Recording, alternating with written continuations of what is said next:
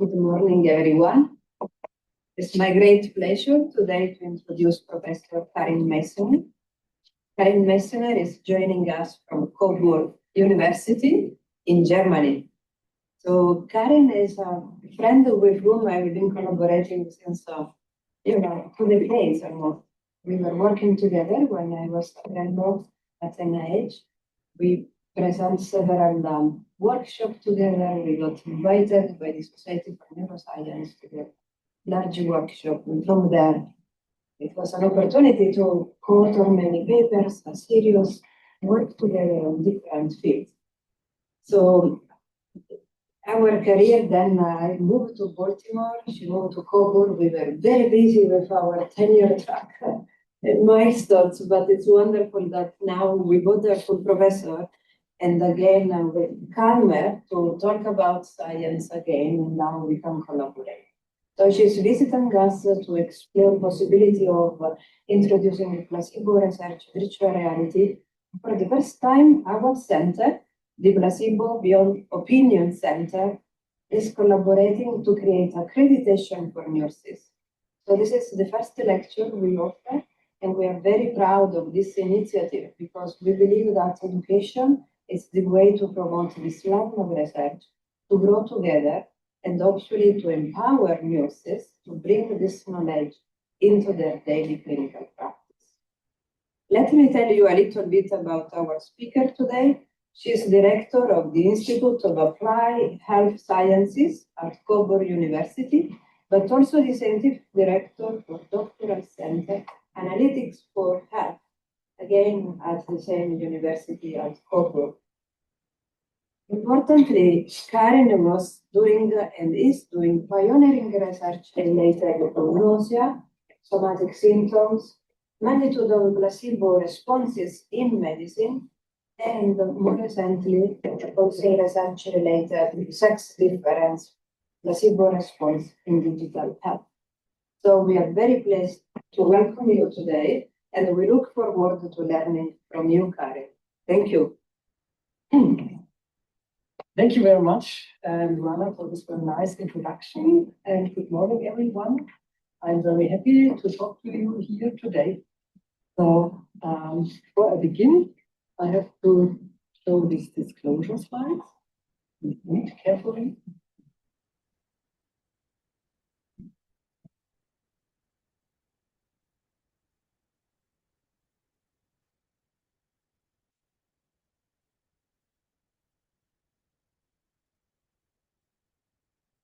Oh, let's begin. When we talk about placebo effects, we are really talking about how the mind and the body interact. And this is what got me engaged in placebo research 20 years ago. Placebo research offers for me a unique window into understanding how psychological processes are translated into physiological change. In this lecture, I will walk you through experimental and clinical evidence showing, for example, how expectations form placebo effects, how treatment rituals and somatic cues can shape placebo effects, how stress can modulate placebo effects, and also I will tell you a little bit about the underlying mechanisms, how expectations influence brain and body. And I will end with some implications, which I think are important to keep in mind in clinical practice.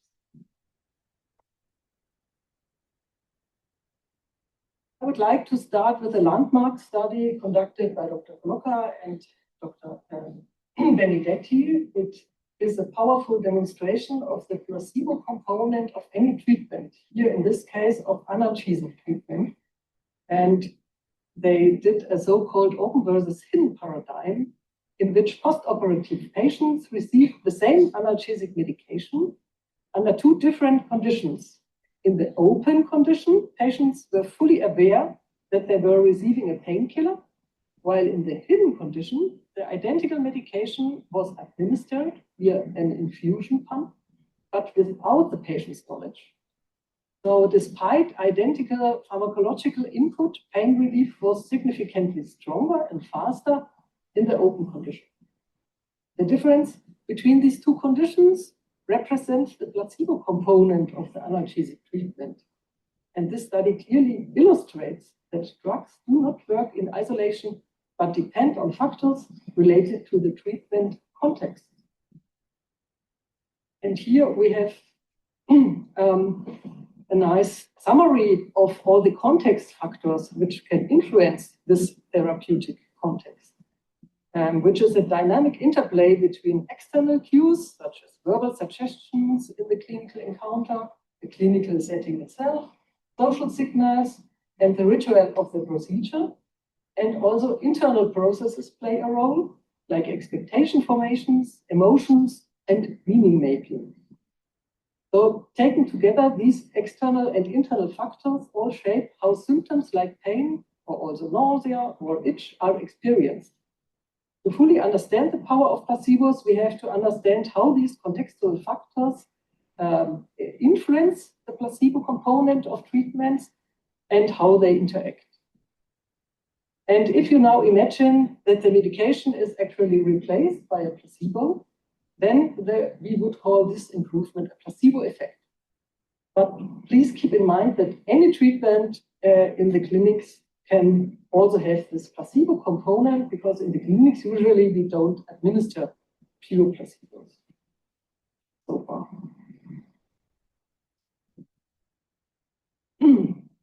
Well, we now tell you a little bit about one form of how placebo effects are frequently induced in clinical and experimental studies. That's by verbal suggestions of improvement, for example. And here you can see already a meta-analysis of a lot of such studies, which tested whether verbal suggestions can reliably induce placebo analgesia in such settings. And indeed, the meta-analysis showed a significant difference between the placebo groups and the no treatment control groups for verbally induced pain reduction. So these effects also were strongest in acute pain, for example, post-operative pain or pain associated with wing puncture.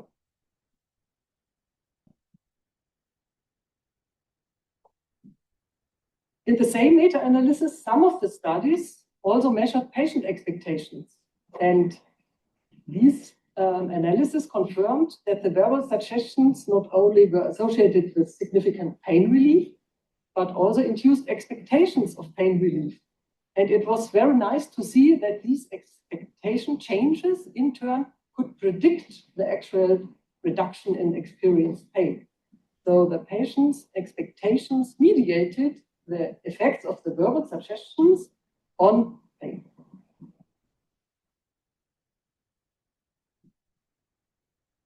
These are the results of a more recent meta-analysis, which investigated the contribution of conditioning and other learning processes for placebo analgesia. So in this meta-analysis, one of the main findings was that if you add learning processes such as classical conditioning or social observational learning to the verbal suggestions during a placebo intervention, then you can further increase the placebo. So learning has a big impact also on placebo effects. Thus, a positive treatment experience, whether experienced personally or observed in others, like in social observational learning, can markedly strengthen placebo effects. Beyond words and learning processes, the type of the treatment ritual itself plays a role, and its characteristics are important contextual factors in the therapeutic encounter. So here you can see the results of a meta-analysis that we have conducted in about 80 RCTs on migraine prophylaxis. And these RCTs use very different types of active and also placebo-controlled conditions. For example, surgery versus sham surgery, acupuncture versus sham acupuncture, and also sure medications versus pharmacological placebo pills. And what you can see here is the rate of placebo responders in these three groups. And placebo responder is someone who responded with an at least 50% reduction in the frequency of the migraine attacks. by placebo treatment only. And we see here that in the sham surgery group, we have an almost doubled response to the placebo treatment as compared to the oral pharmacological placebos. And also the sham acupuncture treatment was significantly more effective than the oral pharmacological pills, placebo pills. We also conducted a network meta-analysis and could include sham acupuncture in the network. And this confirmed that sham acupuncture was as effective as the pharmacological drug for the treatment, for the prophylactic treatment of migraine attacks.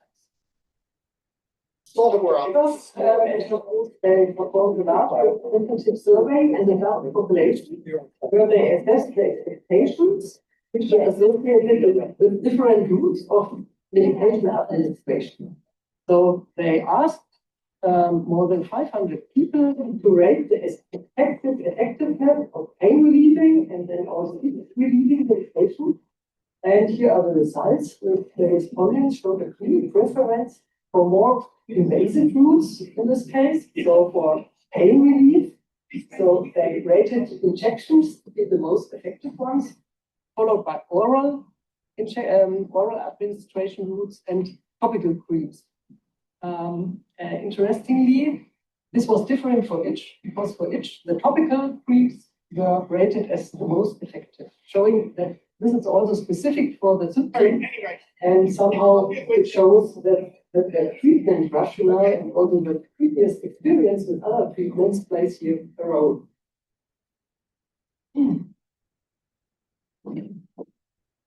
another meta-analysis, that they could show that also high-tech or device-based treatments are associated with a larger placebo effect, also in the field of pain relief than topical pills.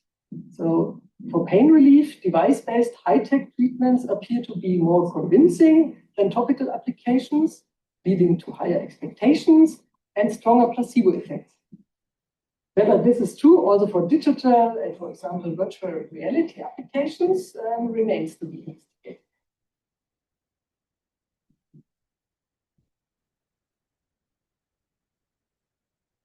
Treatment-related expectations do not only shape pain. We did a lot of studies also in nausea. And it's here I brought you an example of such a study where we also investigated whether somatic cues associated with the placebo treatment can further enhance the placebo effect in nausea. In this study, we included 90 healthy participants susceptible to motion sickness, and they were exposed to a nauseating vacuum stimulus for 20 minutes on day 1 and day 2. And on day 2, they were also randomly assigned to either a placebo intervention, which was a sham stimulation using a placebo TENS device applied to a sham acupuncture point, or to a no treatment control group. And a smaller additional group also received active TENS stimulation at a true acupuncture point at PC6. And this was to blind the active and the placebo groups.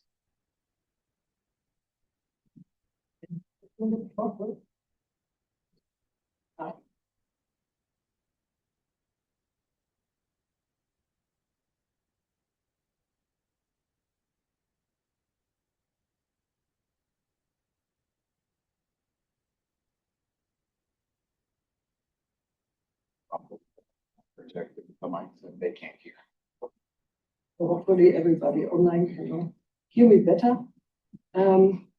Yes, and the placebo group was further subdivided in 2 subgroups. The one group received a placebo TENS stimulation together with tactile stimulation, and the other group received a placebo stimulation without this tactile stimulation. And this, the aim was to test whether the tactile stimulation further increases the credibility of the placebo treatment, because they knew that they could get a placebo treatment or an active treatment, and whether also the placebo effect would be increased.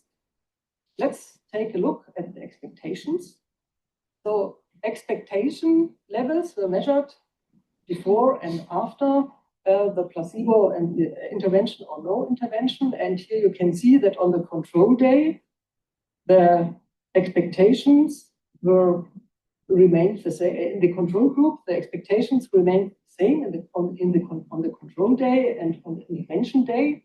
While when you look to the placebo groups, the non-tactile group and the tactile group, there is a difference and a significant difference between the first day and the second day, where they received the placebo tense stimulation. However, as you can see here, the tactile stimulation did not further enhance the placebo effect.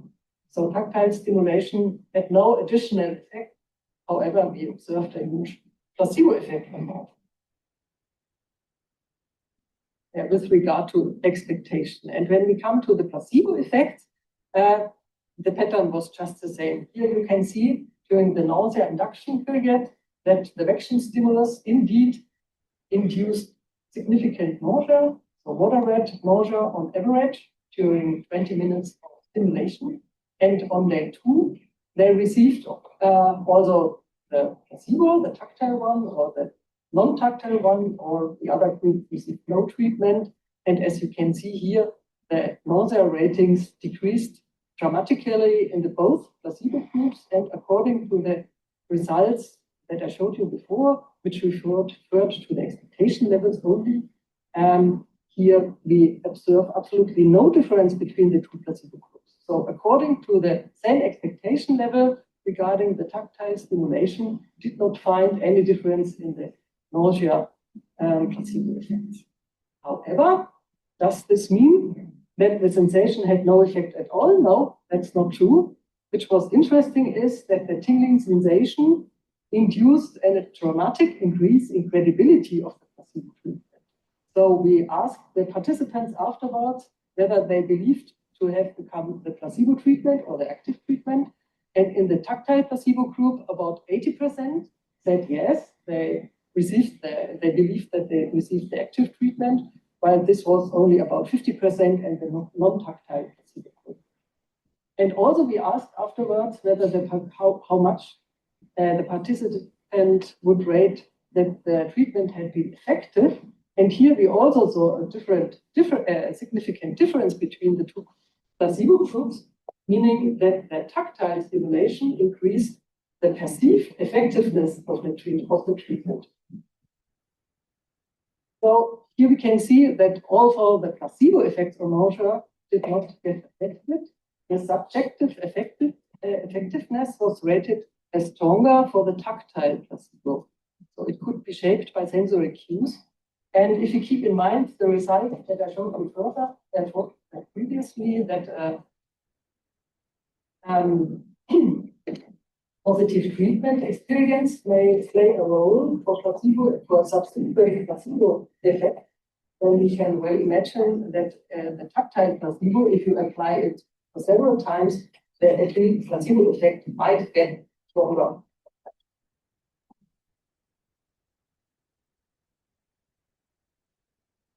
So maybe it was also no difference between the two placebos because both used the same administration route, namely the tense stimulation. Maybe this is a larger difference. However, as I said before, the tactile stimulation may make a difference on the long term. Now we'll tell you a little bit about stress and placebo effect, because stress is something which we observe a lot in the clinical context. However, we don't know so much about the modulation of placebo effects by acute and chronic stress. It's an important but often overlooked factor. And what we know is from other studies that the stress response leads to the release of cortisol and activation of the stress axis in the body. And this in turn disrupts neural circuits in the brain, which are also known to influence expectation formation and reward processing, which is important for the generation of placebo effects. So possibly from this view, stress should block the placebo effect. And indeed, here are the results of the first study, which has been conducted here at the University of Maryland by Dr. Koloka and her team, who used a large cohort study, 400 TMD patients with jaw pain and 400 PBOs almost. And placebo analgesia was induced by a conditioning paradigm And then the team looked for predictors, psychological predictors of the placebo response. So they asked whether they could identify placebo responders by certain psychological traits. And indeed, they were able to predict the placebo response. For example, negative emotions like emotional distress and also pain-related fear and catastrophizing was associated with lower placebo response rates, and reward-seeking and empathy and openness was associated with larger placebo response rates. So what we can conclude from here, emotional distress can indeed dampen placebo responsiveness. What about acute stress and placebo effects? Acute stress we also have in the clinical context, for example, before a surgery is undergone. So Dr. Elsenbruch, a colleague from Germany, and her team investigated how acute stress, which was experimentally induced, interferes with placebo and nocebo effects in visceral pain. Half of the participants were exposed to acute stress using the Trier social stress test, and the other half underwent a placebo stress procedure. And then both groups completed an established visceral pain placebo paradigm to induce placebo effects, and also the opposite, an increase in pain, the nocebo part of the study. Interestingly, the results showed that placebo and nocebo effects were not dampened by stress, but could only be observed in the stress group, at least when it comes to perceived urgency to defecate. So in this case, stress was a trigger for both placebo and nocebo effects. This was not what the group had expected.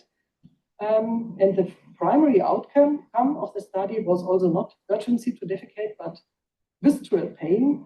And with regard to visceral pain, the placebo analgesia was not affected by the acute stress, but the nocebo effect again only appeared in the condition where the participants were stressed. So sometimes in placebo research, you get such unexpected results because the hypothesis was in the opposite direction. They had hypothesized that the placebo effect would be dampened by the acute stress. And indeed, here it looks as if high stress increased the susceptibility to expectation effects, either positive or negative, in visceral pain. We performed a similar study, or in some regards, in the field of nausea. And we included in this study 80 healthy participants, only female participants, who were also proved to be susceptible to motion sickness by our vaccine stimulus, and used a 2-by-2 design in which half of the participants were exposed to stress and the other not. And half of them, again, received a placebo treatment, which was again the placebo tense stimulation of the shared acupuncture point as before, or a no treatment, were assigned to no treatment. And we used a different kind of stress induction, but it's also a validated experimental procedure. It's called the MUST. It's a cold pressure stimulus together with a social evaluative threat task. The placebo treatment, as told you before, was the same as before. And we were successful in inducing stress. As you can see here, over the course of the experiment, the cortisol increased in the stress group only compared to the no stress group. And you also can see that the mood ratings went down in the stress group shortly after the last intervention. What about the effects of acute stress on the placebo effects on nausea? So we know that placebo effects on nausea in this type of paradigm can be induced. Here you see the results. You see a nice placebo effect, however, to a similar amount in the stress and in the non-stress groups. And also motion sickness was significantly reduced in both groups to a similar amount. Placebo-related symptom relief in nausea therefore remained unaffected by stress. In this study, we also wanted to have an objective measure of nausea, and we took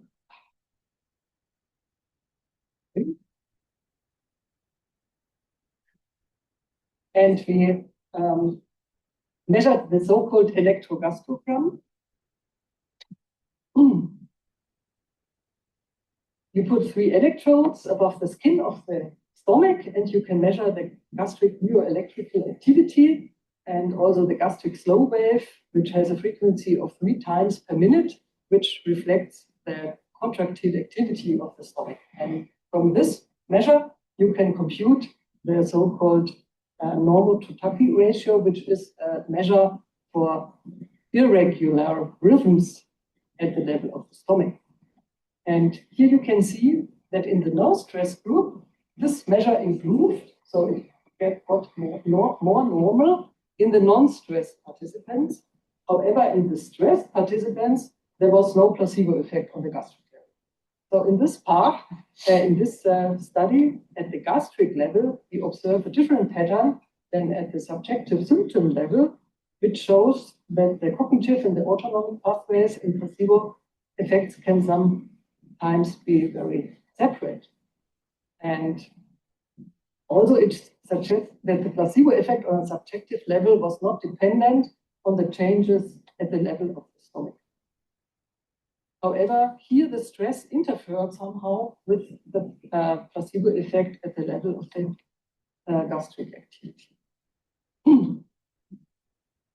This brings me to the next questions, namely, how do placebo effects translate into bodily changes? And I will turn now to results both from pain research, but also from 2 studies which investigated placebo effect in another field, namely appetite regulation. And therefore, I will show you the first study in which we were the first to modulate hunger and satiety by verbal suggestions together with a capsule which was pretended to be an appetite-enhancing capsule. And the participants here were told that the capsule contained bitters, which are known to increase appetite. And we also had a satiety-enhancing group in which the verbal suggestions was that the capsule contained alginate, a substance that increases its volume in the stomach to enhance fullness. And in the control group, the people were told that, yes, it's just a control substance. And we included about 100 healthy participants, 50% men and women in the study. We used a double-blind design, so to say, and we also had a small group which received the active substances in order to be able to blind the administration of these substances. And yes, let's see what happened. So first, I will show you here the hunger and satiety ratings in the 3 groups and the change over time. So as you can see here on the left-hand side, the satiety-enhancing suggestions significantly decreased hunger. And on the right-hand side, you see that it also increased feelings of fullness to a significant amount compared to the 2 other groups. And the appetite-enhancing suggestions had also a slight effect. However, it was not significant compared to the other groups. And the control condition more or less remained stable over time. The effects emerged within 30 minutes and persisted for at least 1 hour. And also these effects did not differ between men and women. We also measured food craving by a validated questionnaire. And this showed that also only in the satiety-enhancing group, the food craving was decreased to a significant amount. In the appetite group, again, we see a slight change, but it was not at all significant. So the satiety-inducing placebo intervention somehow was more credible, and this was also confirmed by the post-hoc ratings about whether the participants believed to have received either placebo or the active substance. And which we did also in this study. We are always interested in objective changes. We also measured changes in the hunger hormone ghrelin. Ghrelin is increased in states of hunger. And here we can see the results. We got an interaction with the sex of the participants. And so we see here the separate results for females and males. And only females showed that the showed an increase of ghrelin in the appetite-enhancing suggestion. By then, showed no significant modulation of ghrelin by expectation. And also, there was no change of ghrelin in females in the satiety-enhancing group, which on the other hand was very successful on a symptomatic level. So again, placebo effects can differ between subjective and objective measures, and also between men and women. Now we come to neurobiological mechanisms, which have been broadly investigated in the field of pain relief by placebo. And from these studies, it is known that the prefrontal cortex plays a crucial role when it comes to expectation formation and placebo-induced pain relief. For example, the dorsolateral prefrontal cortex is essential for generating and maintaining expectations that drive placebo analgesia, while the disruption of the dorsolateral prefrontal cortex, for example, experimentally via TMS, transcranial magnetic stimulation, can dampen placebo analgesia or even eliminate it. And also it is known from many studies that expectation signals from the prefrontal cortex then engage deeper brain structures that ultimately inhibit the nociceptive pain network and lead to pain relief. So the PFC is very important to initiate, maintain, and amplify placebo effects through expectation manipulation, for example, and also for initiating the modulation of pain pathways. However, less is known about such brain mechanisms in other symptoms and systems, for example, in the field of appetite regulation. And when I presented the former results about appetite regulation at one of the SIPS conferences, I met Liane Schmidt, who also was thinking about such a study. And so she performed a wonderful study about the bidirectional modulation of craving and appetite, and also in a subgroup performed fMRI scans. This was a large sample, and like as before, they used verbal suggestions to increase hunger or to decrease hunger. And they used a somewhat different verbal suggestion or treatment rationale. So the decreased hunger group was told that the water was enriched with ingredients known to curb food cravings by potentiating hormones like leptin. And in the increased hunger group, they were told that water was enriched with ingredients known to stimulate appetite by potentiating hormones like ghrelin, while in the control group, they were told nothing like this. And as you can see on the right-hand side, in this case, it was possible to modulate also hunger in the hunger increasing direction. So they found a bi-directional modulation of appetite. And interestingly and importantly, also they could show that the stronger the expectation in the decreased hunger group, the larger the hunger change. They also used a task which is known as the food choice task. So the participants also had to rate 200 food items according to valuation, which means how much they wanted to eat them in the moment. And they also were asked to rate tastiness and healthiness. And the decreased hunger group assigned significantly less value to food than both the control group and the increased hunger group, as you can see here on the right-hand side. And which was very interesting was that the decreased hunger group put a stronger focus on the healthiness of the food, while a stronger focus on the tastiness of the food was found in the increased hunger group. And then they wanted to know what happens at the level of the brain.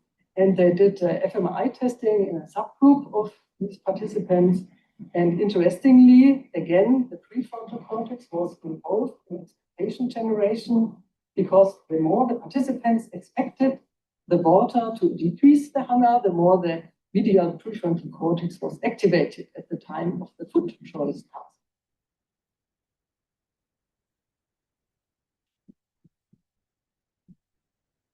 And then they looked also at other regions of interest, and they could find that the dorsolateral prefrontal cortex also plays a role, because this is the region which appears to mediate the effects of the verbal suggestion on changes in hunger ratings. So, like in pain, also in appetite regulation, the PFC is crucially involved and plays a major role when it comes to expectancy-mediated effects.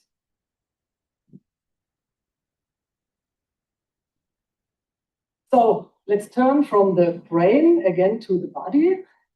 I will show you now the results of one study on nausea in which we also took blood several times during the experiment in order to perform proteomics analysis. Proteomics is an unbiased approach to detect several proteins which might be measurable at the level of just by taking some blood samples. You might be able to predict the size of placebo effects, which would be wonderful for the field of clinical trials. So our question was if it is possible to identify circulating biomarkers which would allow to predict or monitor placebo effects. We did this within the study, which I told you before, with the tactile stimulation difference between the two placebo groups. However, because there was no difference between the two groups with regard to the symptom modification, we merged these two groups in the first analysis.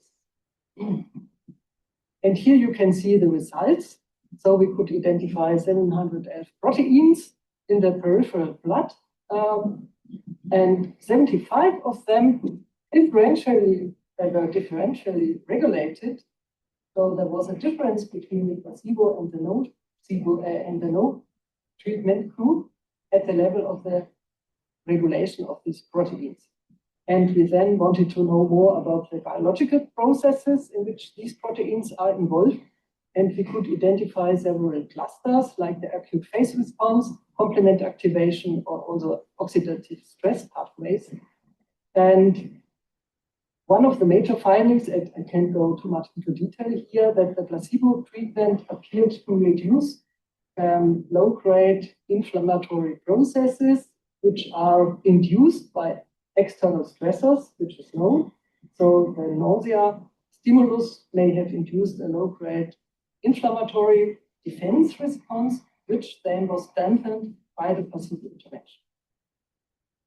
And we also wanted to know whether these protein signatures are really related to the placebo effects, and we did some regression analysis. And indeed, the acute phase protein patterns, for example, were significantly associated with the placebo effects of nausea, as you can see here on the left-hand side.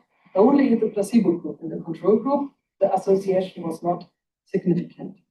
And similar predictive patterns for other protein groups we could identify for gastric activity, placebo effects on gastric activity, and on motion sickness.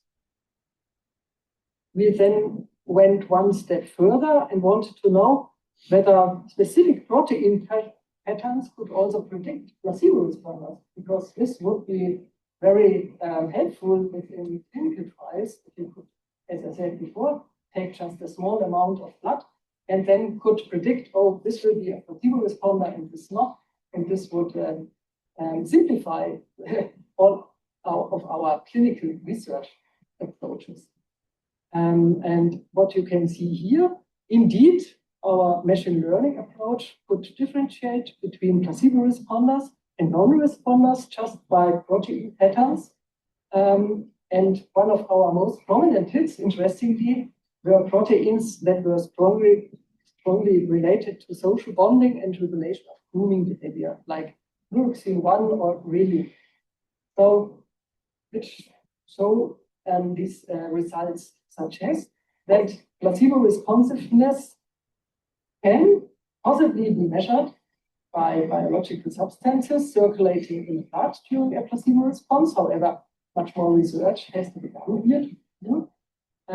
But which I think is also very interesting here for placebo research and also beyond, is that the biological processes which popped up here are very relevant for attachment, empathy, and care.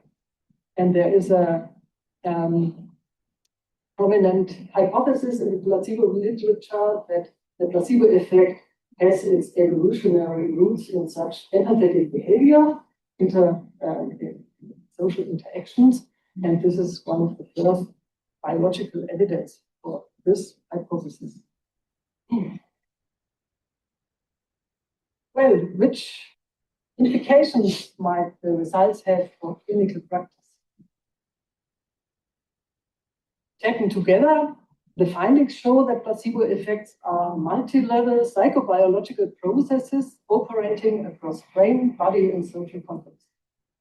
They support an integrated model of embodied healing, in which placebo effects emerge from a coordinated brain-body network that spans psychological, neural, autonomic, hormonal, and molecular levels. Taken and together, these levels form an integrated system in which contextual information can be translated into measurable physiological change.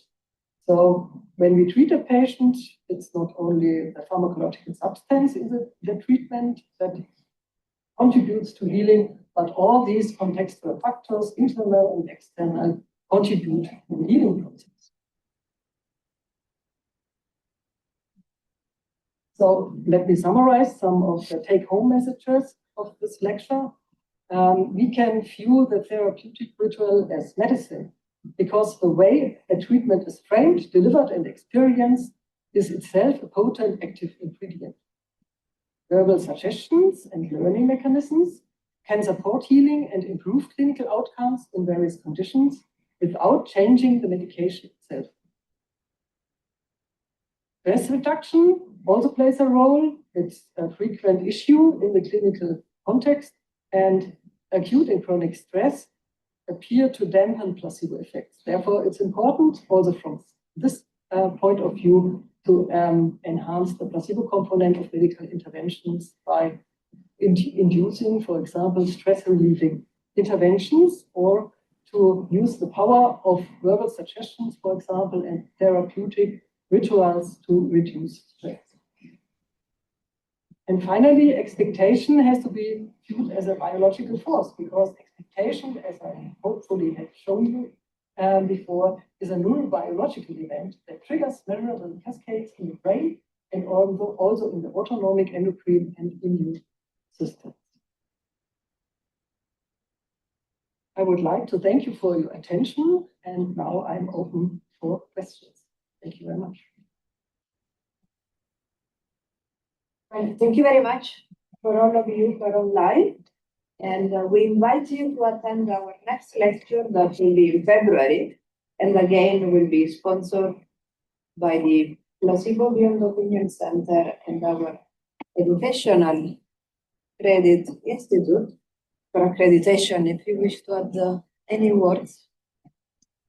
No, just the fact that this is a great opportunity for nurses to learn more about this specific specialty and how we can learn from this and really incorporate that into our practice. So. Fantastic. And feel free to give feedback to us. We developed this series this year, and we would love to learn more about your interest and how this can be helpful in your daily clinical practice, since mind-body interaction can affect outcomes dramatically. Thank you very much, and have a wonderful holiday.